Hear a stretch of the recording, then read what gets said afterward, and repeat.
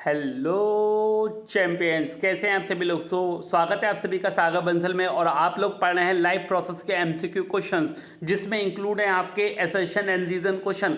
नई कैटेगरी का क्वेश्चन है, एमसीक्यू बेस्ड है, जो आपके 2019 में सीबीएसई की तरफ से इंक्लूड करे गए हैं। बहुत ईजी क्वेश्चंस हैं, बहुत बड़ी पीडीएफ है 80 क्वेश्चंस की। आराम आराम से करेंगे, लाइव पढ़ेंगे आज ही।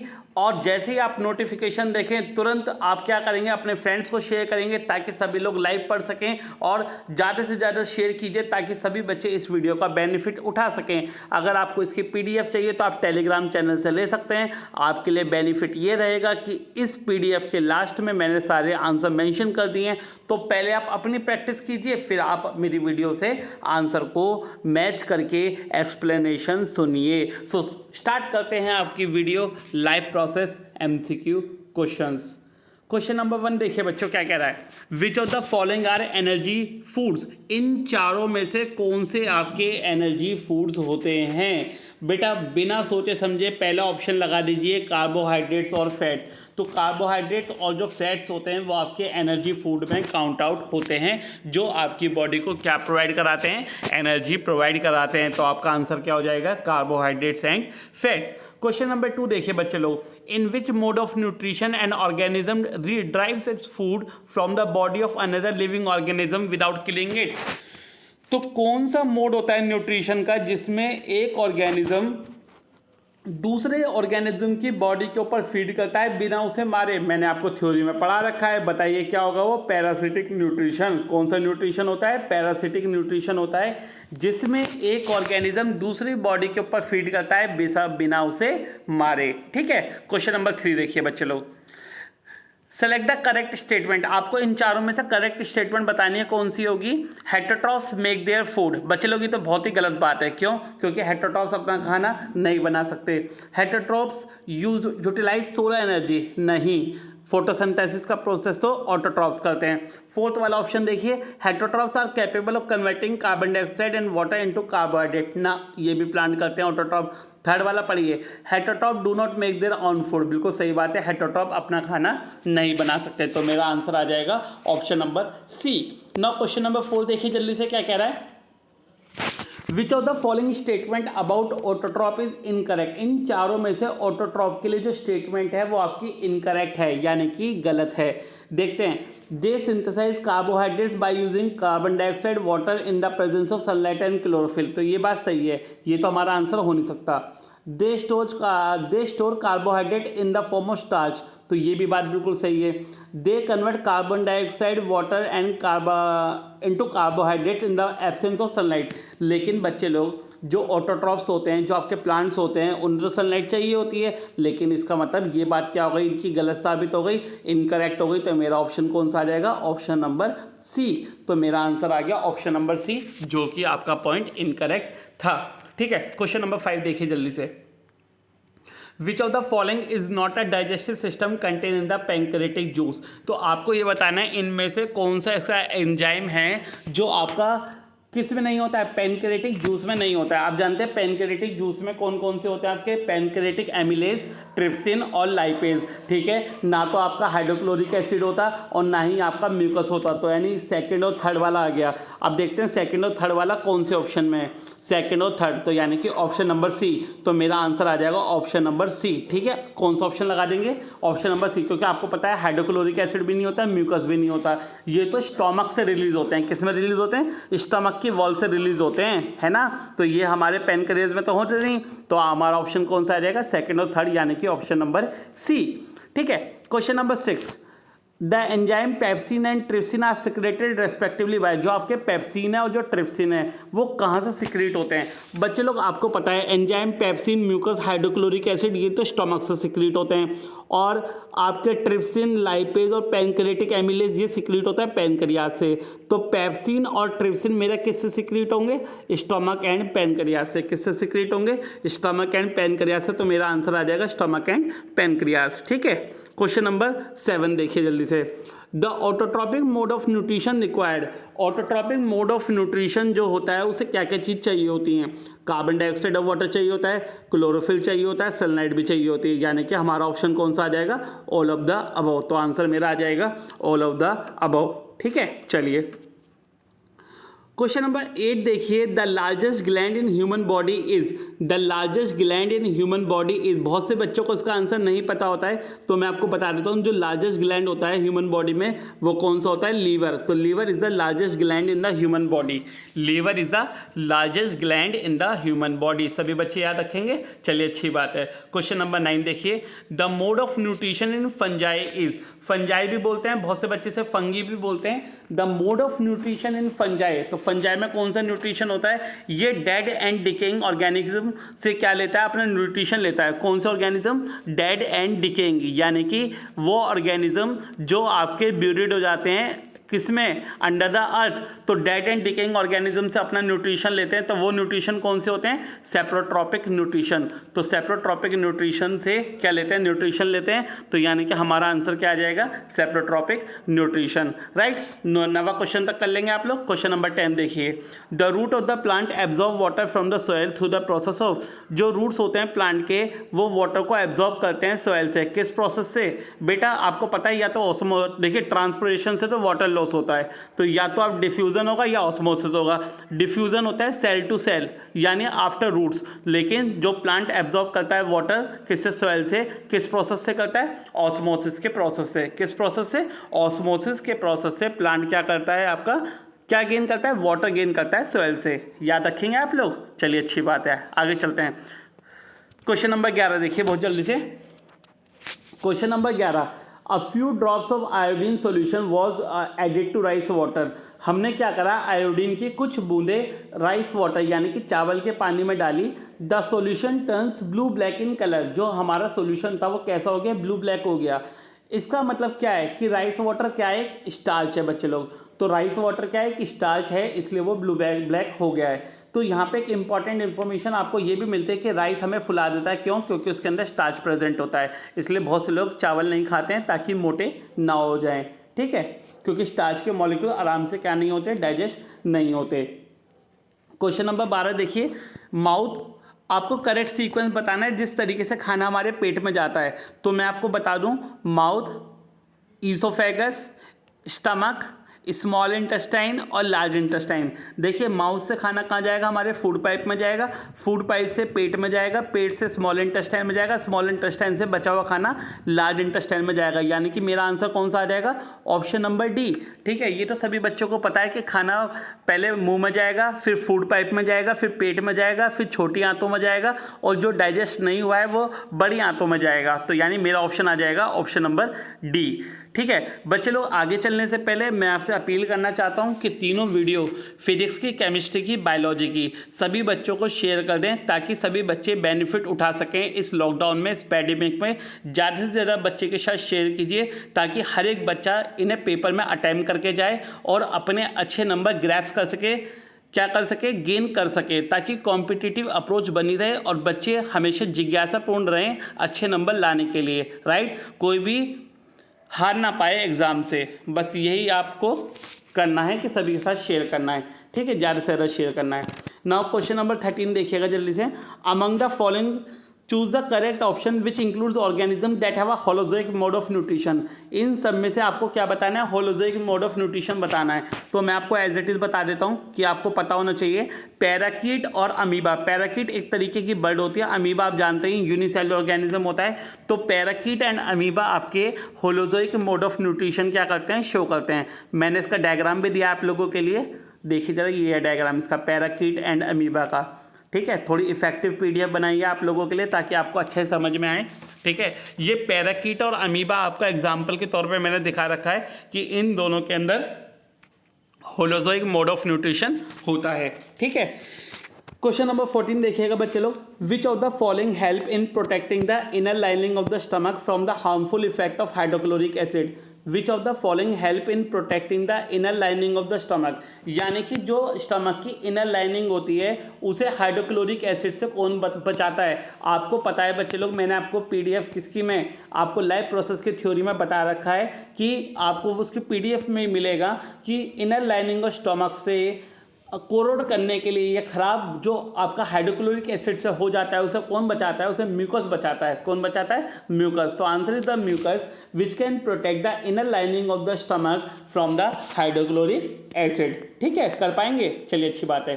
क्वेश्चन नंबर 15 देखिए, sometimes we get cramps in our leg muscles after running from a long time due to the accumulation of. आपको पता है जब हमारी बॉडी के मसल्स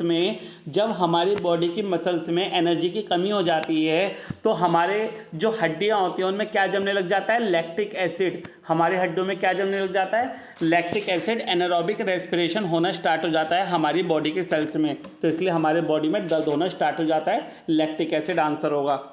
क्वेश्चन नंबर 16 देखिए, pancreatic juice help in the digestion of. जो pancreatic juice होता है, जो पैंक्रियाज रिलीज करता है, वो किस किस में हेल्प करता है डाइजेशन में? प्रोटीन में, कार्बोहाइड्रेट्स में और फैट्स में, सबको डाइजेस्ट करने में मदद करता है। ठीक है, तो मेरा आंसर क्या हो जाएगा? प्रोटीन, कार्बोहाइड्रेट्स एंड फैट्स, तो इन्हें डाइजेस्ट करने में मदद करता है, आप लोग याद रखेंगे। क्वेश्चन नंबर 17 देखिए, ATP और NADPH2 आर प्रोड्यूसिंग। जो ATP है और NADPH2 है बच्चे लोग, ये एनर्जी मॉलिक्यूल होते हैं। ATP और NADPH2, अगर आपको इनके बारे में डिटेल पढ़ना है तो आप थ्योरी लाइफ प्रोसेस में हमारे चैनल से पढ़ सकते हैं, इनके बारे में डिटेल पढ़ सकते हैं। तो ATP और NADPH2 जो प्रोड्यूस होते हैं वो कहाँ पे प्रोड्यूस होते हैं? माइटोकॉन्ड्रिया में, क्योंकि आप जानते हैं mitochondria is called the power house of the cell. यहाँ पे सेल की एनर्जी प्रोड्यूस होती है, स्टोर होती है, तो हमारा आंसर हो जाएगा माइटोकॉन्ड्रिया। हमारा आंसर क्या हो जाएगा? माइटोकॉन्ड्रिया, याद रखेंगे। चलिए क्वेश्चन नंबर 18 देखिएगा, what is the site of photosynthesis. ये सभी बच्चों को मैंने थ्योरी में अच्छे से पढ़ा रखा है। The site of photosynthesis chloroplast. जो साइट होती है फोटोसिंथेसिस की वो कौन सी होती है? क्लोरोप्लास्ट होती है, सभी बच्चे आराम से जानते हैं। क्वेश्चन नंबर 19 देखिए, in amoeba food is digested in the food vacuole. देखिए अमीबा के पास कोई एक स्पेशल ऑर्गन नहीं होता फूड को डाइजेस्ट करने के लिए, उसके अंदर क्या जनरेट होता है? फूड वैक्यूल जनरेट करता है, एक एंजाइम सिक्रीट करता है जिससे आपका फूड डाइजेस्ट होता है अमीबा के अंदर। तो आंसर इज फूड वैक्यूल। ठीक है, now question number 20, if salivary amylase is lacking in saliva. अगर सलाइवा के अंदर सलाइवरी एमिलेस खत्म हो जाए या इसकी कमी हो जाए, which of the event is mouth will be affected. इन चारों में से कौन सी जो प्रोसेस हैं वो अफेक्ट करेंगे? देखिए सलाइवरी एमिलेस आपका प्रोटीन को डिकम्पोज नहीं करता, फैट को डिकम्पोज नहीं करता, विटामिन को एब्जॉर्ब नहीं करता, तो हमारा आंसर क्या आएगा? Starch breaking down into sugar. तो जो स्टार्च है वो शुगर में ब्रेक डाउन होना ख़त्म हो जाएगा, स्टार्च डाइजेस्ट होना ख़त्म हो जाएगा। तो यहाँ से हमें पता लगा क्या कि जो सलाइवरी एमिलेस होता है वो स्टार्च को डाइजेस्ट करने में मदद करता है, तो हमारा स्टार्च डाइजेस्ट नहीं होगा अगर सलाइवरी एमिलेस खत्म हो जाएगा।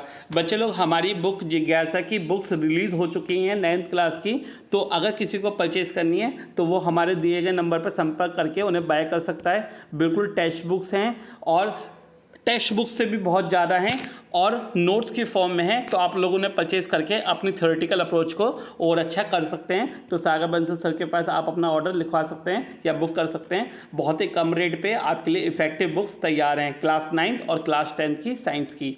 ठीक है, चलिए आगे चलते हैं। क्वेश्चन नंबर 21 देखिएगा, which part of the alimentary canal receive bile from liver. तो जो बाइल जूस है वो लीवर से, ठीक है, किस पार्ट में रिलीज होता है? लीवर से जो बाइल जूस है मैं आपको बता दूं कहाँ पे रिलीज होता है? स्मॉल इंटेस्टाइन में रिलीज होता है। जब भी आपका फाइनल डाइजेशन ऑफ फूड होता है वो कहाँ पे होता है? स्मॉल इंटेस्टाइन में होता है। तो बाइल जूस लीवर से वहाँ पे रिलीज होता है, कहाँ पे? स्मॉल इंटेस्टाइन में। Question number 22, in which part of the alimentary canal food is finally digested. ये तो मैंने भी आपको बताई है, जो फूड आपका आखिरी में जाके डाइजेस्ट होता है वो कहाँ पे डाइजेस्ट होता है? स्मॉल इंटेस्टाइन में। तो मेरा आंसर आ जाएगा small intestine. Question number 23, the vein which brings clean blood from the lungs to the heart. तो कौन सी वेन होती है कौन सी वेन होती है जो आपके लंग से हार्ट पे क्या लेके आती है, ब्लड लेके आती है, उसे बोलते हैं पल्मोनरी वेन। क्या बोलते हैं? Pulmonary vein. तो pulmonary vein takes the clean blood from lungs to the heart. ठीक है, याद रखेंगे सभी लोग। चलिए, अच्छी बात है। क्वेश्चन नंबर 24 देखिए जल्दी से। Movement of synthesise product from the leaves to the root and other part of the plant body take place through the phloem.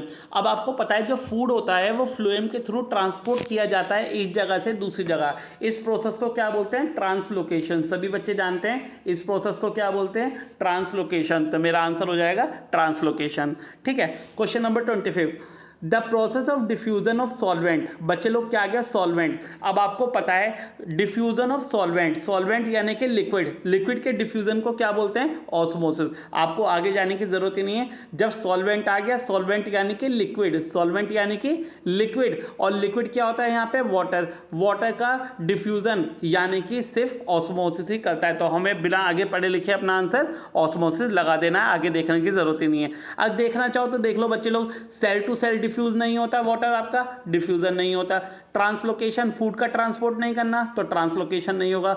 Water का अपवर्ड मूवमेंट नहीं होगा, दैट इज ट्रांसपोर्टेशन नहीं होगा। ना ट्रांसपिरेशन, ना ट्रांसपोर्टेशन ऑफ वाटर, ना diffusion. तो answer क्या आ जाएगा मेरा? ऑस्मोसिस। ठीक है, आगे चलिए। विच among the following procedure is use for cleaning the blood. अच्छा, ये तो डायलिसिस वाला क्वेश्चन आ गया। देखिए, कौन सा प्रोसेस होता है जो ब्लड को क्लीन करने के लिए इस्तेमाल किया जाता है? That is called dialysis. तो dialysis the process of cleaning the blood, that is the cleaning the impure blood of the person. तो आंसर इज डायलिसिस। ठीक है, चलिए आगे चलते हैं। क्वेश्चन नंबर 27 आपसे क्या कह रहा है? The excretory unit of the human excretory system. जो एक्सक्रीटरी यूनिट होती है, पहली बात तो समझ लीजिए, ह्यूमन एक्सक्रीटरी सिस्टम में कौन मदद करता है? आपकी किडनी मदद करती है ब्लड को क्या करने के लिए? ब्लड को प्योरीफाई करने के लिए। अब दूसरे शब्दों में अगर मैं आपको बताऊं, आपसे पूछा एक्सक्रीटरी यूनिट, यानी कि एक्सक्रीटरी यूनिट कौन सी मदद करता है बच्चे लोग? किडनी की जो एक्सक्रीटरी यूनिट होती है वो होती है नेफ्रॉन, यानी कि मेन मदद तो नेफ्रॉन करता है, किडनी का सिर्फ नाम है। तो आंसर क्या आएगा? एक्सक्रीटरी यूनिट कौन सी होती है आपकी? नेफ्रॉन। तो आंसर आ जाएगा नेफ्रॉन। ठीक है, अब बच्चे लोग जल्दबाजी में न्यूरॉन मत लगा देना, क्योंकि न्यूरॉन और नेफ्रॉन एक जैसा सा लगता है। आंसर क्या आएगा? नेफ्रॉन आएगा। ठीक, question number 28, the rate of photosynthesis is high in. जो रेट ऑफ फोटोसिंथेसिस होता है वो किस लाइट में होता है? बच्चे लोग सीधा याद कर लेना, जो रेट ऑफ फोटोसिंथेसिस होता है वो किस में हाई होता है? आपका रेड लाइट में। जो रेट ऑफ फोटोसिंथेसिस होता है वो किस में हाई होता है? हमेशा आपका रेड लाइट में। ठीक है, क्योंकि वो ज़्यादा आपकी लाइट एनर्जी को केमिकल एनर्जी में कर पाता है। ठीक, the ultimate source of all metabolic energy. मैं आपको ऐसी बता दूं, ultimate source of energy directly और इनडायरेक्टली दोनों ही क्या होते हैं? सन होते हैं। जो भी हमारे अंदर अल्टीमेट एनर्जी होती है डायरेक्टली और इनडायरेक्टली, वो किसकी एनर्जी होती है? सन की एनर्जी होती है। तो आंसर इज सन। ठीक है, याद रखिएगा, क्योंकि आपको पता है सन की सनलाइट एनर्जी है वो प्लांट के अंदर जाके केमिकल एनर्जी में कन्वर्ट होगी, फिर हमारे अंदर जाएगी। तो इसका मतलब क्या है? सारी सोर्स ऑफ एनर्जी क्या है हमारा? सन। क्वेश्चन नंबर 30 देखिएगा, the contraction and expansion movement of the walls of the food pipe is called. बच्चे लोग सभी लोग जानते हैं जिन्हें थ्योरी पढ़ रखी है, जो कॉन्ट्रैक्शन और एक्सपेंशन मूवमेंट है किसका? Walls of food pipe. जो फूड पाइप है आपका कॉन्ट्रैक्ट करता है, रिलैक्स करता है, इस प्रोसेस को क्या बोलते हैं? Peristaltic movement. ठीक है, आप सभी लोगों को पता है, आप यहाँ से डेफिनेशन भी लर्न कर सकते हैं। The contraction and expansion movement of the walls of the food pipe is called peristaltic movement. Theoretical question है बच्चे लोग, आपका थ्योरी में भी आ सकता है, ये एमसीक्यू में भी आ सकता है। आप लोग याद रखिएगा, इसका आंसर है पेरिस्टैल्टिक मूवमेंट। क्वेश्चन नंबर 31 देखिए, the exit of unabsorbed food material is regulated by. अब देखिए, बहुत से बच्चे क्या सोचेंगे कि अनएब्जॉर्ब फूड की बात हो रही है। भैया तो लीवर भी काम करता है, स्मॉल इंटेस्टाइन डाइजेशन में वर्क करती हैं, तो ये नहीं हो सकता। ठीक है, एनएस बाहर निकालने में काम करती है। अब यहाँ पे बच्चे लोग जो कंफ्यूज होंगे वो एनएस और एनल स्प्रिंचर में होंगे। लेकिन आपसे क्या पूछा है कि जो एग्जिट ऑफ फूड है वो कहाँ से होता है, ये नहीं पूछा है। वो पूछा है उसे कौन रेगुलेट करता है, तो उसे एनल स्प्रिंचर मसल क्या करती है? रेगुलेट करती है। कौन रेगुलेट करती है? Anal स्प्रिंचर muscle. तो मेरा आंसर हो जाएगा एनल स्प्रिंचर। ठीक है, याद रखेंगे। चलिए, क्वेश्चन नंबर 32 देखिए जल्दी से। क्वेश्चन नंबर 32 आपसे क्या कह रहा है? The correct sequence of anaerobic respiration. Correct sequence क्या है एनारोबिक रेस्पिरेशन का, कोई बताएगा? चलिए मैं बताता हूँ आपको। ग्लूकोज कन्वर्ट इनटू पायरुवेट, ये तो आपकी बॉडी के सेल्स के अंदर होता ही रहता है। फिर क्या होगा, जब जब एनारोबिक रेस्पिरेशन होगा तो तीन चीज़ आपकी बनती हैं, कार्बन डाइऑक्साइड, इथेनॉल और एनर्जी। तो मेरा ऑप्शन कौन सा आ जाएगा? Option number D is the right answer, that is glucose convert into pyruvate and which is convert into carbon dioxide, ethanol and energy.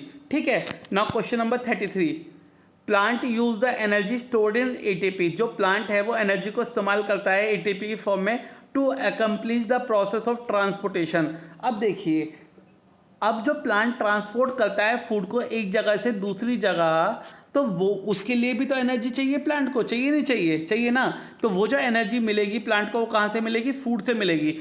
तो जो एटीपी, पहली बात आपको बता दूं, जो एनर्जी स्टोर्ड होती है प्लांट में वो एटीपी की फॉर्म में होती है। इसकी फुल फॉर्म आपको नोट्स में मिलेगी, एडिनोसाइन ट्राइफॉस्फेट। तो ये एनर्जी कंटेंट मॉलिक्यूल होता है जो स्टोर होता है आपका एनर्जी की फॉर्म में, और वो ट्रांसपोर्ट करने में मदद करता है किसे? फूड को। याद रखिएगा।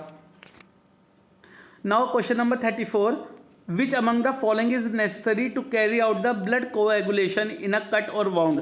जब आपके हाथों में कट जाता है या कहीं से छिल जाता है तो आपका कुछ टाइम बाद खून रुक जाता है। वो किस वजह से? क्योंकि आपके ब्लड के अंदर क्या प्रेजेंट होता है? प्लेटलेट्स। आपके ब्लड के अंदर प्लेटलेट्स होती है, इस वजह से जो आपका खून है वो जम जाता है कुछ टाइम बाद निकलते निकलते।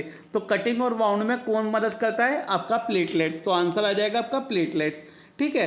क्वेश्चन नंबर 35 देखिए, arteries and veins are connected. Arteries and veins are connected by a network of extremely narrow tubes called.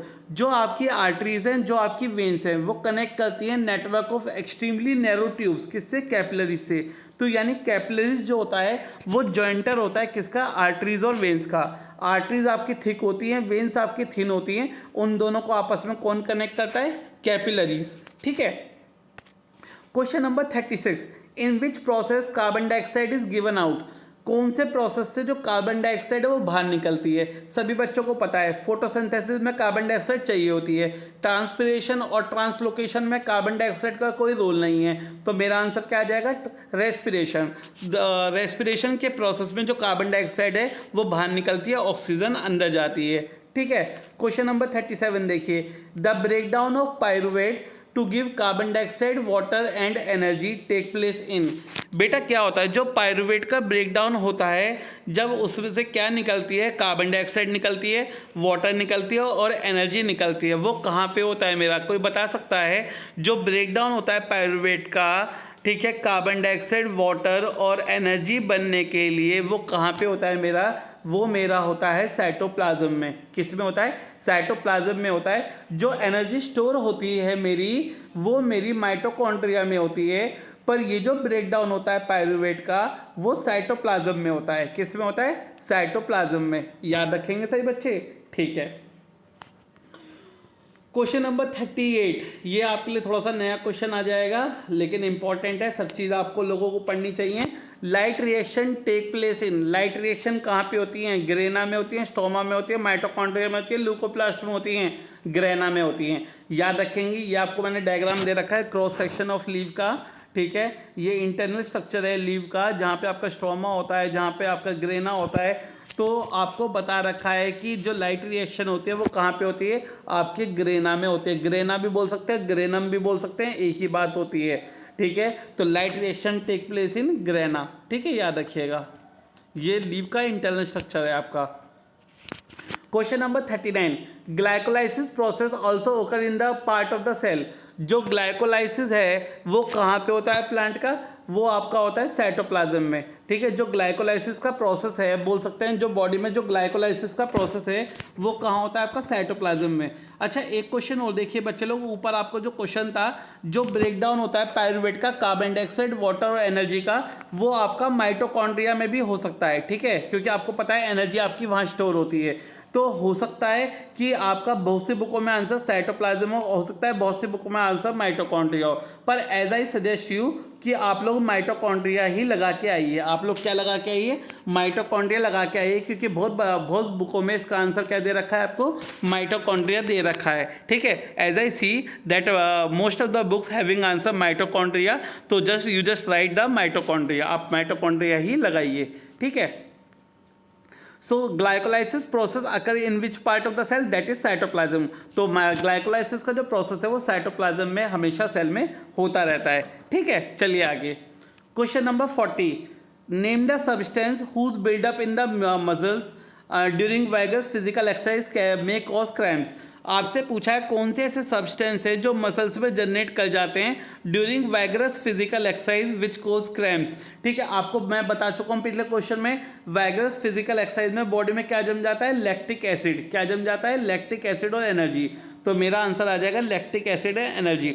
अब देखो इनकी चालबाजी क्या है? इन्होंने वो एनारोबिक वाले के दोनों के आंसर दे रखे हैं। इन्होंने इथेनॉल वाला भी दे रखा है, लैक्टिक एसिड वाला भी दे रखा है। पर आप लोग याद रखेंगे कि जब मसल्स क्रैम्प्स होते हैं तो लैक्टिक एसिड जमता है बॉडी में। क्या जमता है? Lactic acid. तो आंसर आ जाएगा लैक्टिक एसिड प्लस एनर्जी। ठीक है, चालबाजी के इनमें आएंगे नहीं। The pancreatic juice that does not contain enzyme.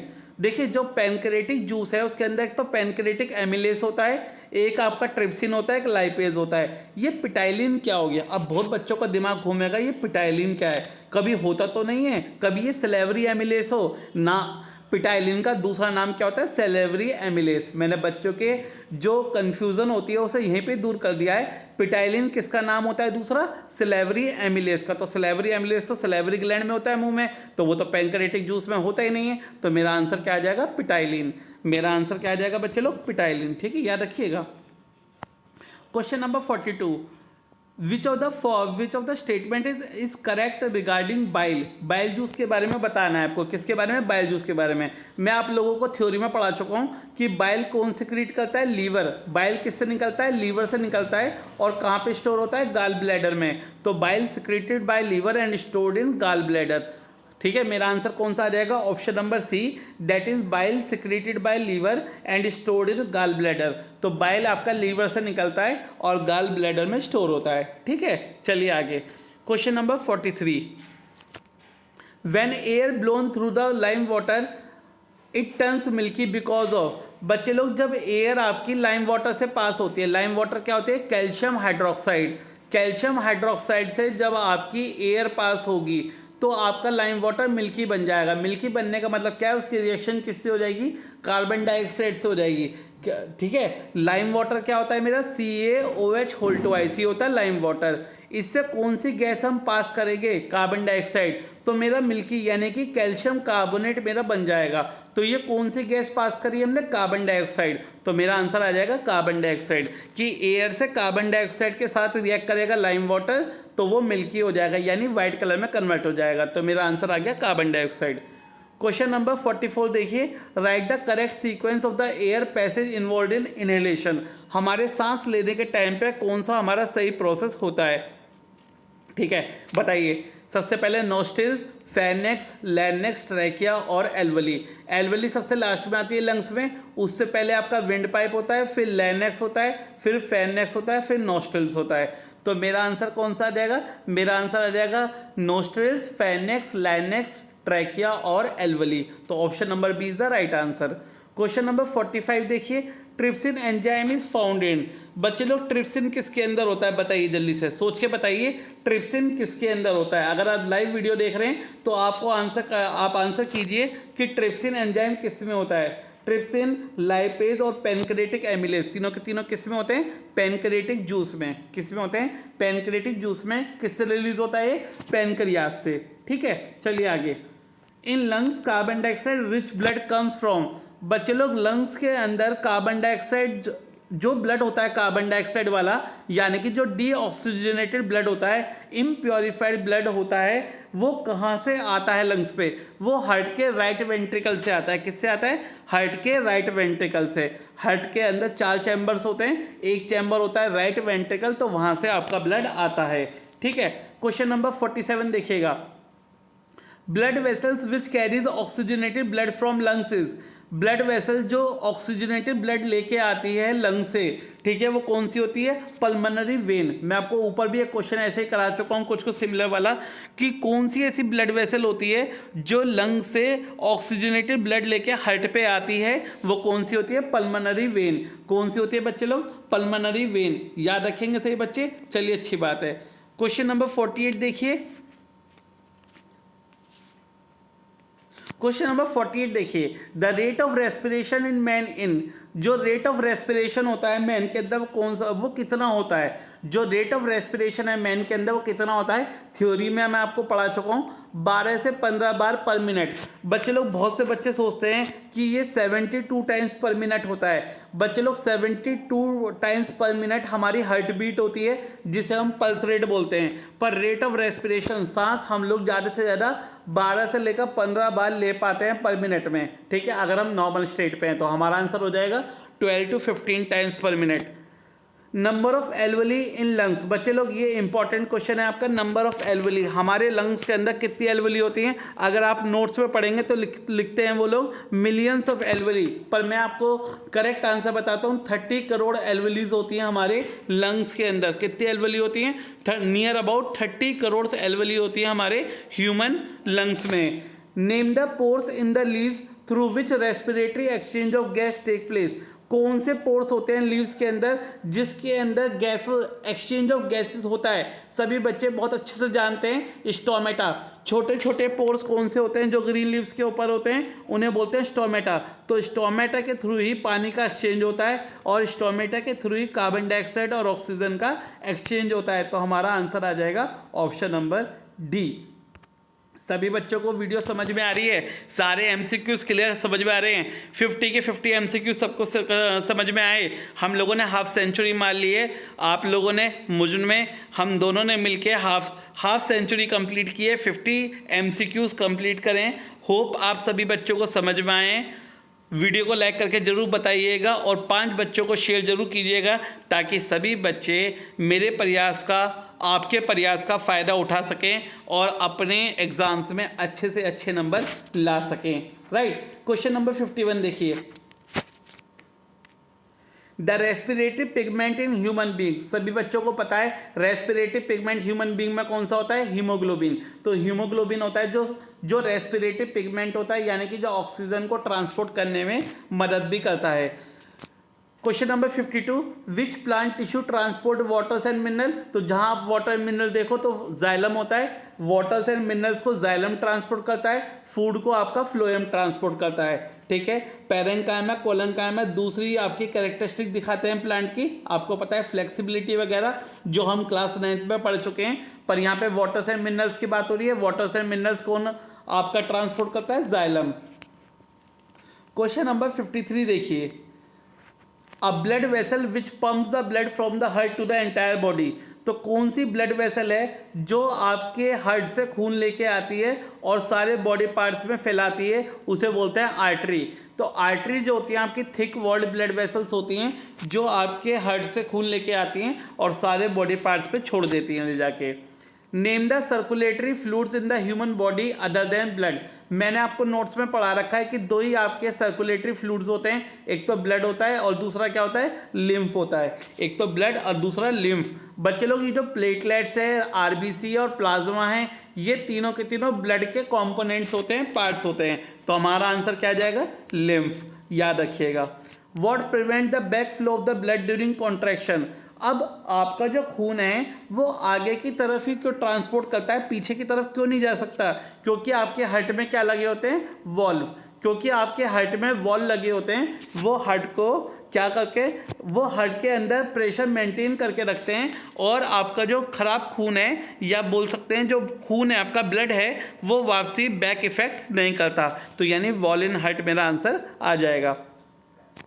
Question number 56 देखिएगा, the correct path of the urine. Urine का करेक्ट पार्ट कौन सा होता है? मैं आपको नोट्स में पढ़ा चुका हूँ कि कहाँ से कहाँ होता है। किडनी से यूरेटर, यूरेटर से यूरिनरी ब्लैडर, और यूरिनरी ब्लैडर से यूरेथ्रा। तो मेरा आंसर आ जाएगा ऑप्शन नंबर सी। क्योंकि आपको पता है किडनी से जो इम्प्योरीफाइड ब्लड है यानी कि जो यूरिन के फॉर्म में वो यूरेटर में जाएगा, फिर ब्लैडर में जाएगा बैग में, फिर यूरेथ्रा में जाएगा। तो kidney to ureter, ureter to bladder और ब्लैडर टू यूरेथ्रा। सही बच्चों, क्लियर समझ में आ रहा है? ठीक है। 57 देखिए, the enzyme responsible for the digestion of protein in the small intestine. अब स्मॉल इंटेस्टाइन में 3 आपके सिक्रीट होते हैं, कौन कौन से? पैनक्रेटिक एमाइलेज, ट्रिप्सिन और लाइपेज। ठीक है। अब आपको ये बताना है कि जो एंजाइम है रेस्पॉन्सिबल करता है किसे? That is the digestion of protein inside the small intestine. तो प्रोटीन को डाइजेस्ट करने में कौन मदद करेगा? प्रोटीन को डाइजेस्ट करने में कौन मदद करेगा? जल्दी से बताइए बच्चे लोग। ठीक है, जल्दी से बताइए क्या आंसर होना चाहिए, जल्दी से बताइएगा। किसी बच्चे को समझ में आता है कि क्या होगा? मैंने आपको ये दिखा दिया है कि लास्ट में हमने इसमें क्या दे रखे हैं, सारे के सारे आंसर दे रखे हैं। ठीक है। Now the enzyme responsible for the digestion of protein in the small intestine, बताएंगे बच्चे लोग? देखिए, मैं आपको एक चीज़ बताता हूँ, अगर आप इस क्वेश्चन का आंसर चेक करेंगे तो इस क्वेश्चन का आंसर आपको पेप्सिन दे रखा है। ठीक है, क्या दे रखा है? पेप्सिन दे रखा है। बट बच्चे लोग आप जरा मुझे बताइए कि पेप्सिन क्या आंसर हो सकता है इसका डाइजेशन ऑफ प्रोटीन का? क्यों नहीं हो सकता? इसलिए नहीं हो सकता क्योंकि पेप्सिन जो है वो आपका स्टमक में रिलीज होता है। कहाँ पे रिलीज होता है? स्टमक में रिलीज होता है। अब बचता है आपका क्या क्या? बचता है आपका ट्रिप्सिन, एमाइलेज और लाइपेज। ठीक है, तो कौन डाइजेस्ट करने में मदद करेगा आप मुझे बताएंगे, तो आपका आंसर क्या आ जाएगा? लाइपेज। ठीक है, अगर आप नेट पे चेक करेंगे तो इसका आंसर पेप्सिन मिलेगा, पर यहाँ पे इसका आंसर क्या आएगा आपका? लाइपेज आएगा आपका, कि वो आपको प्रोटीन डाइजेस्ट करने में मदद करता है। प्रोटीन को डाइजेस्ट करने में कौन मदद करेगा? आपका लाइपेज। ठीक है, चलिए आगे चलते हैं। The part where the exchange of gases occurs during respiration. अब आपको ये कह रखा है कि वो कौन सा पार्ट है जिससे आपका गैसेज एक्सचेंज होता है ड्यूरिंग रेस्पिरेशन। रेस्पिरेशन के टाइम पे जो आपका एक्सचेंज ऑफ गैसेज है वो कौन से पार्ट में आपका होता है। ठीक है, एक तो मैं आपको बता दूं कौन मदद करता है आपका रेस्पिरेशन में? एल्वेली मदद करती है, और साथ में आपकी जो ब्लड कैपिलरीज होती हैं वो मदद करती है। तो आपका आंसर आ जाएगा एल्वेलीज एंड कैपिलरीज। कौन सा आंसर आ जाएगा आपका? एल्वेलीज एंड कैपिलरीज। ये आपके मदद करते हैं किसमें? एक्सचेंज ऑफ गैसेज में। क्योंकि आपको पता है एल्वेली तो लंग्स में आपकी गैसेस को प्योरीफाई करती है, और कैपिलरीज क्या करती है? उसे खून पे लेके जाती है, यानी ब्लड के अंदर लेके जाती है। तो मेरा आंसर आ जाएगा alveoli and capillaries. Question number 59, which of the following equation is a summary of photosynthesis. अब फोटोसिंथेसिस की समरी आपको बतानी होगी। आपको पता है कार्बन डाइऑक्साइड, वाटर, सनलाइट और क्लोरोफिल मिलके क्या बनाते हैं? ग्लूकोज बनाते हैं, ऑक्सीजन बनाते हैं, वाटर बनाते हैं। ठीक है, अब जब मैंने देखा मुझे सी और डी ऑप्शन बिल्कुल एक जैसे से नजर आए। देखो बच्चों, यहाँ तक बिल्कुल सारा एक जैसा, यहाँ तक सारा बिल्कुल एक जैसा, ये एक जैसा, ये एक जैसा, ये एक जैसा, एक जैसा। जब मेरा दिमाग चला यहाँ पे कार्बन डाइऑक्साइड है और यहाँ पे ऑक्सीजन है, मेरा दिमाग चला कि फोटोसिंथेसिस में तो ऑक्सीजन बनती है, कार्बन डाइऑक्साइड थोड़ी बनती है, तो यानी ऑप्शन नंबर डी नहीं होगा, मेरा आंसर होगा ऑप्शन नंबर सी। ठीक है, बिल्कुल लास्ट में जाके पता चला कि यहाँ ऑक्सीजन है और यहाँ पे कार्बन डाइऑक्साइड है, तो मेरा आंसर कौन सा आ जाएगा? C, option C. Now question number 60 देखिए, lack of oxygen in muscle often leads to cramps among cricketers, this result due to. जो लैक ऑफ ऑक्सीजन है यानी ऑक्सीजन की कमी मसल्स में क्रैम्प्स देती है किसे? क्रिकेटर्स को। किसकी वजह से बताएंगे? सभी को पता है, सभी बच्चों को, कि लैक्टिक एसिड बन जाता है। क्या बन जाता है बच्चे लोग? Lactic acid. That is the conversion of pyruvate to lactic acid. तो जहां लैक्टिक एसिड देखेंगे सीधा आंसर ताप देंगे। ठीक है, answer D. Question number 61, lymph does not contain. Lymph के अंदर क्या नहीं होता? पानी होता है, प्रोटीन मॉलिक्यूल होते हैं, वाइट ब्लड सेल होती है। क्या नहीं होता? आरबीसी नहीं होती। आरबीसी तो आपके रेड ब्लड सेल्स होती हैं, ब्लड के अंदर होती हैं। ठीक है, लिम्फ के अंदर ब्लड सेल्स नहीं होती रेड वाली। मेन फंक्शन ऑफ हीमोग्लोबिन, जो आपका हीमोग्लोबिन है, जो आपका रेस्पिरेटरी पिगमेंट है, वो क्या ट्रांसपोर्ट करता है? वो आपकी ऑक्सीजन ट्रांसपोर्ट करने में मदद करता है। तो 62 का आंसर क्या जाएगा? सी। तो यानी हीमोग्लोबिन जो है आपका ऑक्सीजन ट्रांसपोर्ट करने में मदद करेगा। ठीक है, now question number 63, in plants respiration take place. अब बहुत से बच्चों को पढ़ाया जाता है कि प्लांट दिन में फोटोसिंथेसिस करता है, रात को रेस्पिरेशन करता है, पर ऐसा नहीं है। क्या प्लांट दिन में सांस नहीं लेगा? क्या प्लांट दिन में सांस नहीं लेगा? लेगा ना। तो ड्यूरिंग डे एंड नाइट। तो प्लांट के अंदर जो रेस्पिरेशन है वो दिन और रात दोनों समय होगा। तो ये पागल बनाने वाली बात है कि प्लांट में दिन में फोटोसिंथेसिस होता है, रात में रेस्पिरेशन होता है, बट नहीं, प्लांट में हर टाइम रेस्पिरेशन होता है। ठीक है, during day and night. Amoeba ingest food with the help of. Amoeba के अंदर जो फूड जाता है वो किस प्रोसेस से जाता है? वो आपका जाता है सूडोपोडिया से। जो अमीबा के अंदर जो फूड जाता है वो किसकी हेल्प से जाता है?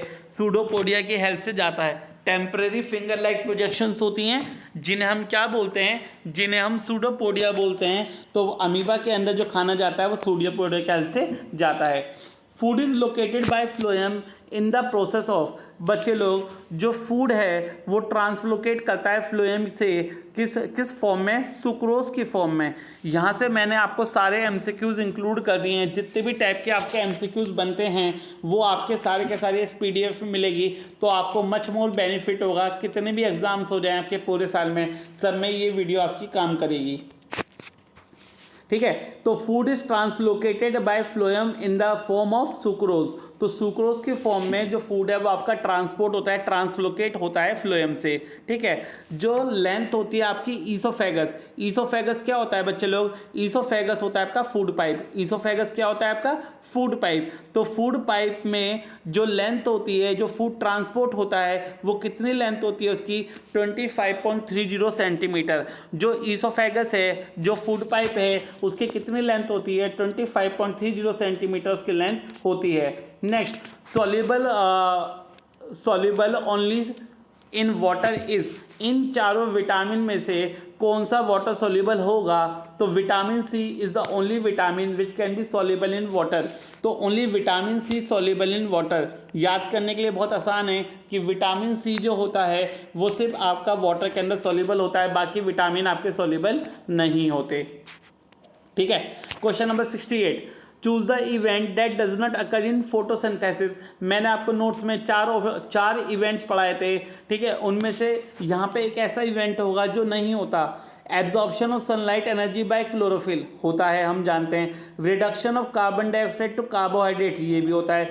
Conversion of light energy to chemical energy, ये भी होता है। Oxidation of carbon to carbon dioxide, carbon dioxide थोड़ी बनती है फोटोसिंथेसिस के दौरान, ऑक्सीजन बनती है। तो मेरा ऑप्शन कौन सा आ जाएगा? Option number C. तो मेरा आंसर क्या आ जाएगा? Option number C. तो option number C is the right answer.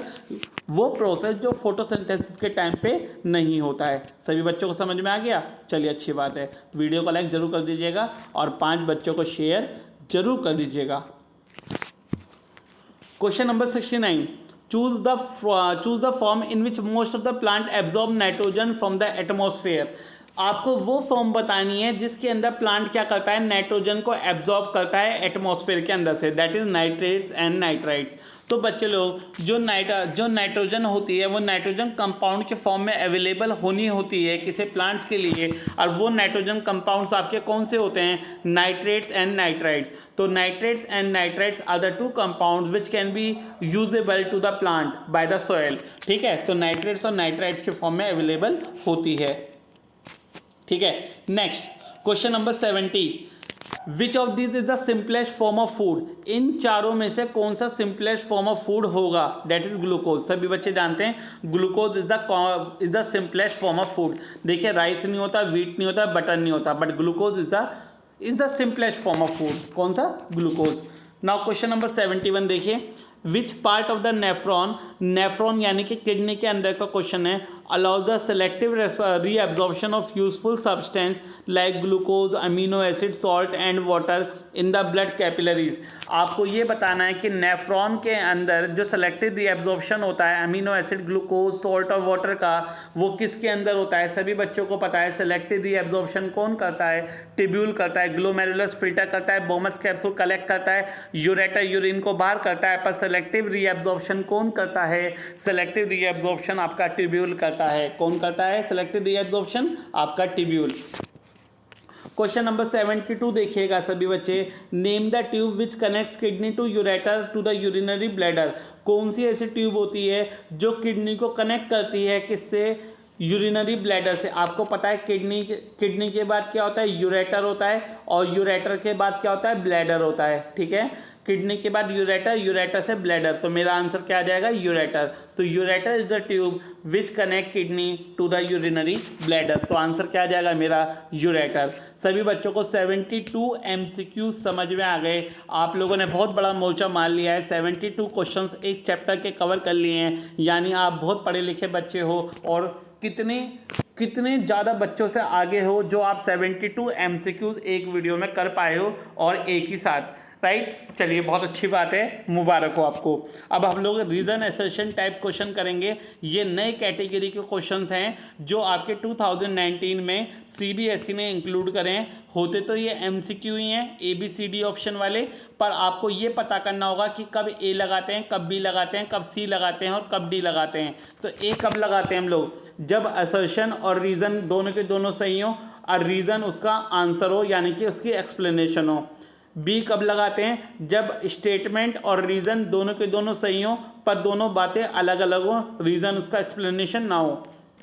सी कब लगाते हैं, जब असर्शन सही हो, रीज़न गलत हो। डी कब लगाते हैं, जब रीज़न आपका सही हो और असर्शन आपका गलत हो, यानी कि असर्शन गलत हो और रीज़न सही हो।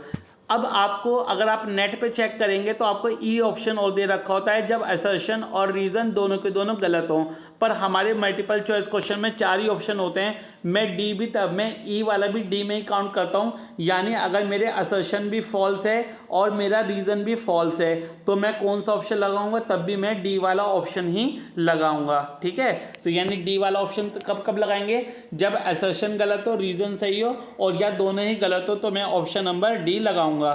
ठीक है, चलिए क्वेश्चन नंबर 73 देख लेते हैं जल्दी से। Lungs always contain a residual volume of air. Lungs में हमेशा ऑक्सीजन क्या होती है, residual volume of air. Air की हमेशा क्वांटिटी अवेलेबल रहती है, क्यों, it is so to ensure enough time for the release of carbon dioxide and to absorption of O2। वो इसलिए ताकि एक सेलेक्टिव टाइम मिल जाए ताकि कार्बन डाइऑक्साइड रिलीज हो सके और ऑक्सीजन आपकी एब्जॉर्ब हो सके। बिल्कुल सही बात है, रीज़न भी सही है, असर्शन भी सही है और उसकी एक्सप्लेनेशन भी सही है। तो यानी हमारा आंसर आ जाएगा ऑप्शन नंबर ए, जब दोनों बातें सही हों और रीज़न उसका एक्सप्लेनेशन हो, तो हमारा ऑप्शन आ जाएगा ए। क्वेश्चन नंबर 74 देखिए। In an healthy adult the initial filtrate of the kidney is about 180 litre daily. जो हमारा फिल्ट्रेट निकलता है किडनी से, यूरिन निकलता है, वो 180 लीटर निकलता है, बट जो एक्चुअल वॉल्यूम होती है वो ओनली 1 लीटर अ डे होती है। बेटा, जो फिल्ट्रेट निकलता है किडनी से वो 180 लीटर होता है, पर जो उसकी एक्चुअल वॉल्यूम होती है वो ओनली 1 लीटर होती है। ठीक है, ये बात बिल्कुल सही है, लेकिन हमसे बोला जाता है most of the filtrate is lost from the body in the form of sweat. क्या हमारे बॉडी में हमेशा स्वेट ही निकलता रहेगा ना, ये बात गलत है। तो पहली सही है, दूसरी फॉल्स है। तो पहली बात तो आ गया हमारा आंसर ऑप्शन नंबर सी, जब पहली बात सही है और दूसरी बात गलत है, तो आ गया ऑप्शन नंबर सी। पर अभी आप एक रीज़न और समझ लीजिए कि हमारा जो फिल्ट्रेट निकलता है वो किस फॉर्म में निकलता है, वो आपका स्वेट के फॉर्म में नहीं निकलता है। वो आपका किस फॉर्म में निकल सकता है, वो आपका यूरिन के फॉर्म में, अनडाइजेस्टेड प्रोटीन के फॉर्म में, यूरिया के फॉर्म में बॉडी से बाहर आपका निकलता है। ठीक है, नाउ क्वेश्चन नंबर 55 देखिए बच्चे लोग। असर्शन कह रहा है आपसे respiration is the opposite of photosynthesis. बिल्कुल सही बात है। रेस्पिरेशन के टाइम पे क्या होता है, रेस्पिरेशन के टाइम पे आपकी कार्बन डाइऑक्साइड निकलती है, ऑक्सीजन अंदर जाती है, पर फोटोसिंथेसिस के टाइम पे कार्बन डाइऑक्साइड अंदर जाती है और रेस्पिरेशन बाहर जाती है। तो ये तो बात बिल्कुल सही है, ट्रू है। In photosynthesis food is made from energy and respiration food is converted to energy. यानी बिल्कुल सही बात है, ये इसका एक्सप्लेनेशन है जो कि बिल्कुल सही है। दोनों बातें सही हैं कि फोटोसिंथेसिस के टाइम पे एनर्जी बनती है और रेस्पिरेशन के टाइम पे आपकी फूड एनर्जी के फॉर्म में कन्वर्ट होता है। बिल्कुल सही बात है, दोनों बातें सही हैं, एक दूसरे का असर्शन का एक्सप्लेनेशन रीज़न भी है। तो यानी ऑप्शन नंबर कौन सा आ जाएगा मेरा, ए। तो 75 का ऑप्शन लगाएंगे ए। 76 वाला एसर्शन रीजन देखिएगा, सभी बच्चों को समझ में आ रहा है। Assertion is translocation of food occur in plants. जो ट्रांसलोकेशन ऑफ फूड है वो प्लांट्स के अंदर होता है, बिल्कुल सही बात है। जो ट्रांसलोकेशन होता है फूड का वो किसके अंदर होता है, प्लांट्स के अंदर होता है, बिल्कुल सही बात है। Reason, xylem tissue is responsible for translocation, नहीं फ्लोएम होता है, तो यानी कि फॉल्स। पहला सही दूसरा गलत, यानी कि ऑप्शन नंबर सी। तो एसर्शन सही रीजन गलत, तो यानी कि ऑप्शन नंबर सी मेरा आंसर आ जाएगा। Now next question number 77। In the day time दिन के समय carbon dioxide generated during respiration is use for photosynthesis. दिन के समय क्या होता है, जो कार्बन डाइऑक्साइड जनरेट होती है रेस्पिरेशन के टाइम पे वो तुरंत प्लांट अपने रेस्पिरेशन में इस्तेमाल कर लेता है। There is no carbon dioxide release during day, इस वजह से कोई भी कार्बन डाइऑक्साइड दिन के समय रिलीज नहीं होती। दोनों बातें सही हैं, रीजन भी एक्सप्लेनेशन है इसका, तो मेरा कौन सा ऑप्शन आ जाएगा, ऑप्शन नंबर ए। तो option number A is right for the question number 77। दोनों बातें सही हैं और रीजन एसर्शन का एक्सप्लेनेशन है। क्वेश्चन नंबर 78। Raw materials needed for photosynthesis are carbon dioxide, waters and mineral. जो रॉ मटेरियल हैं फोटोसिंथेसिस के लिए चाहिए होते हैं वो कार्बन डाइऑक्साइड होते हैं, वाटर्स होते हैं, मिनरल होते हैं। बात बिल्कुल सही है। Nutrients provide energy to an organism. जो न्यूट्रिएंट्स हैं वो प्लांट ऑर्गेनिज्म को एनर्जी प्रोवाइड करते हैं, ये भी बिल्कुल सही बात है। दोनों बातें अलग अलग हैं पर दोनों बातें सही हैं, तो यानी कौन सा ऑप्शन आ जाएगा, ऑप्शन नंबर बी। दोनों बातें सही हैं पर दोनों बातें अलग अलग हैं, तो यानी ऑप्शन नंबर मेरा बी आ जाएगा। क्वेश्चन नंबर 79 देखते हैं। क्वेश्चन नंबर 79 कहता है आपसे transpiration is a necessary evil. अब नेसेसरी भी का है और इविल भी का है, इसका क्या मतलब है। नेसेसरी का मतलब बहुत ज़्यादा जरूरी है, इविल का मतलब क्यों खतरनाक है, इसलिए खतरनाक है क्योंकि प्लांट के अंदर पानी खत्म करता है, प्लांट के अंदर पानी खत्म करता है इसलिए वो इविल है। और दूसरी बात नेसेसरी क्यों है, नेसेसरी इसलिए क्योंकि अगर ट्रांसपिरेशन नहीं होगा, पानी ऊपर की तरफ नहीं जाएगा तो आपके लीव्स तक रूट से पानी नहीं पहुंच पाएगा और फोटोसिंथेसिस का प्रोसेस लीव्स में नहीं हो पाएगा, ठीक है, इसलिए वो नेसेसरी इविल है, बिल्कुल सही बात है, ट्रू है। इट कॉजेज वाटर लॉस, क्योंकि वो पानी का लॉस करता है, and help in the absorption and upward movement of water and minerals, बिल्कुल सही बात है, मैंने आपको अभी समझा चुका हूँ, दोनों बातें सही हैं। दो रीजन एसर्शन का एक्सप्लेनेशन भी बिल्कुल सही है, तो ऑप्शन कौन सा आ जाएगा, ए। तो आप एमसीक्यू का ऑप्शन नंबर ए लगा देंगे क्वेश्चन नंबर 79 के लिए। क्वेश्चन नंबर 80 देखिएगा, assertion digestion breaks large complex molecule to smaller molecules which can be easily absorb. Digestion क्या काम करता है, डाइजेशन आपके लार्ज कॉम्प्लेक्स मॉलिक्यूल को छोटे छोटे मॉलिक्यूल में कन्वर्ट करता है जो आसानी से एब्जॉर्ब हो जाते हैं, बिल्कुल सही बात है, ट्रू है। Digestion is necessary for the absorption of all molecule. क्या डाइजेशन सिर्फ जरूरी है, नेसेसरी है सारे एब्जॉर्प्शन होने के लिए, ना, ये बात फॉल्स है। तो यानी कि डाइजेशन जरूरी नहीं है, यानी कि सिर्फ डाइजेशन ही जरूरी नहीं है एब्जॉर्प्शन होने के लिए, क्योंकि एब्जॉर्प्शन होने के लिए, ठीक है, एब्जॉर्प्शन होने के लिए बहुत सारी चीज़ों का ज़रूरी है, सिर्फ आपके डाइजेशन का ही ज़रूरी नहीं है। तो पहला ट्रू दूसरा फॉल्स, यानी कि ऑप्शन कौन सा आ जाएगा आपका, सी आ जाएगा। ऑप्शन कौन सा आ जाएगा आपका, ऑप्शन नंबर सी। आपका क्वेश्चन नंबर 80 का ऑप्शन नंबर सी आपका आंसर आ जाएगा, ठीक है बच्चे लोग। आई होप आप सभी बच्चों को ये पीडीएफ और ये वीडियो आपको समझ में आ गई है, बहुत अच्छे से आपको समझ में आ गई है वीडियो। क्वेश्चन 80 क्वेश्चन हैं इस पीडीएफ में, अच्छे से कवर कीजिए ताकि आपका UT1 फाइनल्स आपके हाफ ईयरली एग्जाम अच्छे से जाएं। इससे आपके कॉन्सेप्चुअल भी क्लियर होते हैं, इससे आपकी थ्योरी भी क्लियर होती है, आपके एमसीक्यूज और रीजन एसर्शन के क्वेश्चन तो कंप्लीट हो ही रहे हैं, ठीक है। आप लोगों को अच्छे से समझ में आए, खुद भी करिए, आप अपने फ्रेंड्स को भी शेयर कीजिए ज़्यादा से ज़्यादा ताकि सभी बच्चे बेनिफिट उठा सकें। अगर आप सागर बंसल सर को ज्वाइन करना चाहते हैं तो आप यूट्यूब पे, फेसबुक पे, इंस्टाग्राम पे, टेलीग्राम पे और आप ट्विटर पे सागर बंसल सर को ज्वाइन कर सकते हैं। अगर आपको कोचिंग की इंक्वायरी चाहिए तो आप जिज्ञासा क्लासेस को ज्वाइन कर सकते हैं। जिज्ञासा क्लासेस वेस्टर्न रोड, आपकी PL शर्मा रोड और दिल्ली रोड पर उपलब्ध है आपके लिए हर समय और ऑनलाइन मोड में, ठीक है। आप लोग ज्वाइन कर सकते हैं जिज्ञासा को बेटर अंडरस्टैंडिंग के लिए और बेटर नॉलेज के लिए। सो बच्चे लोग, मैंने आप लोगों के लिए इस पीडीएफ के आंसर लास्ट पेज पे इंसर्ट कर दिए, क्योंकि बहुत से बच्चे कहते हैं कि सर हम अपनी चेक कैसे करें, हम अपने आंसर कैसे मैच करें। तो मैंने आपको सारे आंसर यहाँ पे लिख के दे दिए, आप अच्छे से अपनी तैयारी कीजिए। अब बार बार करके देखिए, कई बार करके देखिए और अपने आंसर्स को मैच करिए यहाँ से। ठीक है स्टूडेंट, बार बार प्रैक्टिस करेंगे तो हो जाएगा। तो आप एमसीक्यू के लिए तीनों चैप्टर कवर कर सकते हैं। आप इलेक्ट्रिसिटी के, लाइव प्रोसेस के, केमिकल रिएक्शंस एंड इक्वेशन के, ये 3 चैप्टर आपको UT1 में क्लियर करने हैं। सभी स्कूलों में ये 3 चैप्टर आपके आते हैं। और अगर आपको किसी और चैप्टर की पीडीएफ चाहिए, एमसीक्यू चाहिए, आपको क्वेश्चन आंसर चाहिए, आपको न्यूमेरिकल चाहिए, आपको कोई टॉपिक समझ नहीं आता है, आपके दोस्त को कोई टॉपिक समझ नहीं आता है, तो आप कहीं भी कमेंट कर सकते हैं सागर सर के लिंक से, और आपको आंसर बिल्कुल डिट्टो आंसर आपको मिलेगा। बिल्कुल सिंपल शब्दों में आपको आंसर जरूर मिलेगा। सो जिज्ञासा है तो मुमकिन है। All the students, all the best.